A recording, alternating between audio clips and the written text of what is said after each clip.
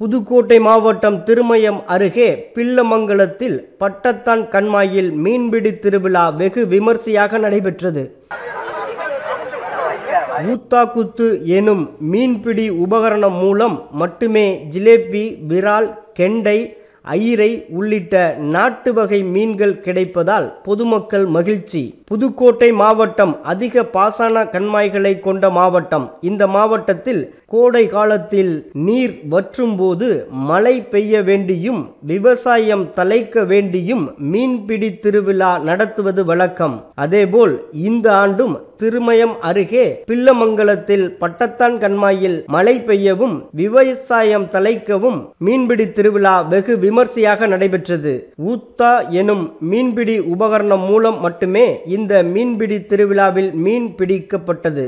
ஊர் முக்கியஸ்தர்கள் ஒரு ஊத்தாவிற்கு 150 ரூபாய் வீதம் பணம் வசூலிக்கப்பட்டு இந்த வருடம் மீன்பிடி திருவிழாவில் பொதுமக்கள் கண்மாயில் இறங்கி பாரம்பரிய முறையில் ஊத்தா எனும் மீன்பிடி உபகரணம் மட்டுமே கொண்டு மீன்பிடித்தனர். அதில் சிலருக்கு நாட்டு வகை மீன்களான விரால், ஜிலேபி, ஐயிரை, கெண்டை ஆகிய மீன்கள் கிடைத்தன. பலருக்கும் மீன் கிடைக்கவில்லை. இதனால் மீன்பிடித்த பொதுமக்கள் மகிழ்ச்சி அடைந்தனர். மீன்பிடி திருவிழாவை காண வெளியூர் நபர்களும் கண்மாய்க்கு வருகை தந்திருந்தனர்.